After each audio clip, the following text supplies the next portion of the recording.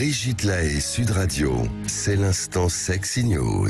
Eh bien, Guillaume le disait, nous accueillons Flore Chéry, on change de genre, enfin, je ne sais pas, en tout cas, on passe à la BD avec vous, Flore Chéry, aujourd'hui. Oui, exactement, je voulais venir vous parler de la BD, plus précisément de la féminisation de la BD, parce qu'en parlant de pornographie, qui est votre sujet du jour, j'ai toujours trouvé qu'il y avait un parallèle flagrant avec celui de l'industrie de la pornographie.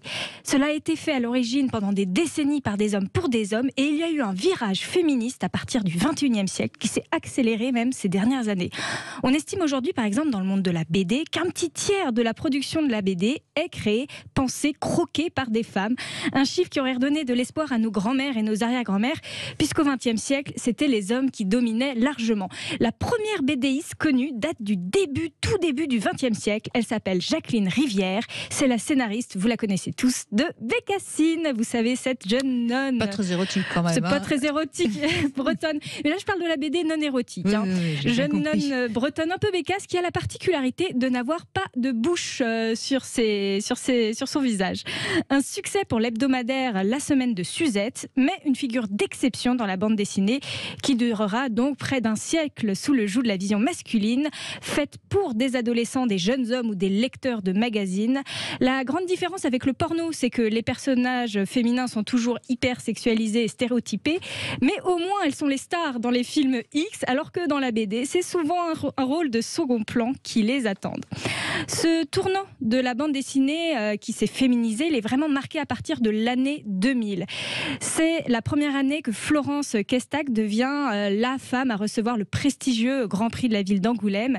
Et Marjane Satrapi sort 4 volumes du roman graphique Persépolis entre 2000 et 2003. C'est un véritable succès, il est vendu à des millions d'exemplaires et il ouvre la voie à d'autres femmes BDistes pour se saisir du crayon, du feutre et de la couleur et présenter elles aussi leur vision du monde. On pense notamment à Pénélope Bagieux en 2016 et le roman graphique Culotté qui retrace le parcours atypique des femmes oubliées de l'histoire. Un succès international pour cette BD traduit en 20 langues. Il a remporté le prix américain Henner Award, une des récompenses les plus prestigieuses au monde. L'avancée des femmes dans le monde de la BD est en marche. Semaine prochaine, c'est le festival d'Angoulême 2023. Les 3 finalistes du Grand Prix, c'est 2 femmes et un homme. Catherine Meurice et l'américaine Alison Bechdel, aux côtés de Riyad Satouf. L'année dernière, c'était 3 femmes qui étaient en finale. L'industrie de la BD est-elle en pleine révolution rose? Très certainement. L'industrie de la pornographie arrivera-t-elle à suivre le pas à l'heure où de plus en plus de productions se veulent éthiques et féministes? C'est peut-être aussi ce qui pourrait s'annoncer. Vous pensez que la pornographie va être de plus en plus envahie par les femmes ? Alors, moi j'aimerais bien, puisque ne serait-ce que s'il y avait autant de femmes qui font des films porno que des femmes qui en regardent, déjà ce serait. C'est aussi ce qui se passe avec la bande dessinée. C'est aussi que. Mais en même temps, j'en ai pas vu beaucoup de films pornographiques récents parce que c'est pas ma passion la première. Mais je trouve pas que la différence est fondamentale entre les films que font les femmes et les films que font les hommes. Ouais, si, quand même, il y a quand même des différences, mais bon, après, alors, ce ne sont pas vraiment des films, mais il y a des lignes de production. Bien sûr.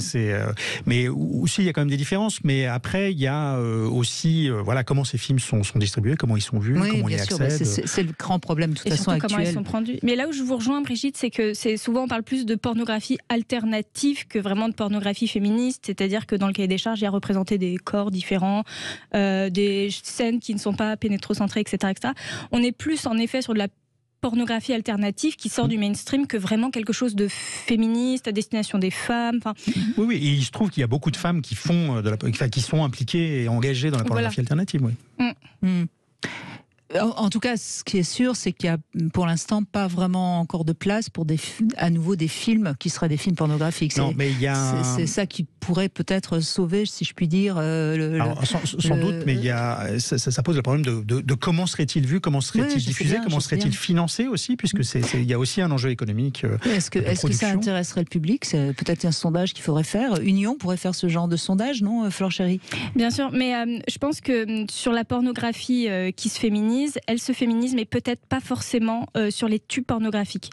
J'en parlais la dernière fois, par exemple, le podcast audio érotique, c'est majoritairement des entreprises, des startups qui sont menées par des femmes pour des femmes.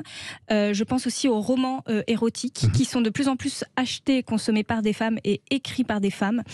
50 nuances degrés, évidemment, a été le fer de lance, mais il y a toute une production. Oui, non, mais dans la littérature, c'est évident qu'il y a une différence. Quand on lit un livre écrit par un homme ou par une femme, je parle de littérature pornographique, hein, je trouve qu'on voit vraiment la différence. Plus que, me semble-t-il, dans la vidéo. Alors, il y a des sites ou des plateformes qui rassemblent des productions pornographiques alternatives, et effectivement, on voit bien la différence quand on va sur ces plateformes-là. Mais il faut faire une démarche active pour y aller. Ça, c'est pas au milieu, effectivement, des endroits où, par exemple, sur les grosses plateformes comme YouPorn, où l'essentiel de la pornographie est consommée aujourd'hui. Effectivement, là, on les trouve pas. Je me pose la question vraiment de transposer toujours ce qui fonctionne sur les hommes. Devrait fonctionner sur les femmes. C'est la même chose sur le striptease à destination soi-disant des femmes. Ça marche pas. Pourquoi ? Parce que peut-être les femmes ne sont pas intéressées par voir des hommes se dénuder, et c'est pas comme ça que fonctionne leur excitation. Donc peut-être que dans le porno, il y a quelque chose de peut-être très masculin qu'on appellerait le plaisir scopique, le plaisir de voir un corps, un sexe, la génitalité presque gynécologique des femmes. Peut-être que finalement, l'érotisme féminin, il a d'autres sorts, et c'est ces ressorts-là qu'il faut aller chercher. C'est pour ça sans doute que la littérature marche mieux. Hein. Et pour ça que le podcast audio fonctionne peut-être mieux aussi sur les femmes.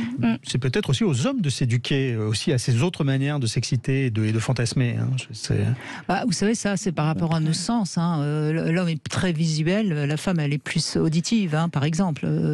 Alors certes, mais le fantasme, ça se cultive. Enfin, c'est pas vous que je vais le dire.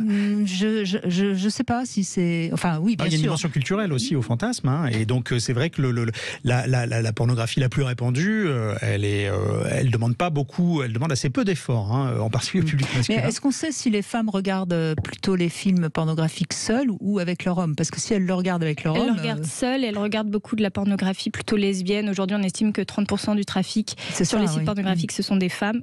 Et je pense que là, il y a une forme de plateau, c'est-à-dire qu'on n'aura pas forcément plus. Et c'est parce qu'elles vont chercher quelque chose qu'elles ne voient jamais dans leur quotidien, deux femmes entre elles, des scènes bisexuelles, etc. Oui, et puis le plateau, il est aussi le fait de l'offre qu'il y a aussi, c'est qu'il y aura sans doute la pornographie telle qu'elle est produite aujourd'hui, telle qu'elle est proposée dans son ensemble, a une limite en termes ne pourra pas plaire à tout le public féminin. Ah là, ça c'est sûr, oui. Oui, enfin, de toute façon, ça reste largement un public masculin, la pornographie, quoi qu'on en dise. Ah oui, quoi qu'on en dise. Oui. Mais bien sûr. Même si je sais ça progresse, hein. Oui, bien sûr que ça progresse. Il y a même de plus en plus de femmes qui sont addictives à la pornographie, donc ça progresse. Je ne sais pas si ça c'est bon signe. Je n'ai pas dit que c'était bon signe, mais ça progresse même dans ce sens-là. Bon, merci en tout cas, Flore Chéry. Et puis, vous allez à Angoulême ? Non. C'est triste, c'est dommage. Bah oui, c'est dommage. C'est un très beau festival en plus. Et on peut vous retrouver bien sûr dans votre roman Matriarchie aux éditions de la Musardine, justement, puisqu'on parlait littérature.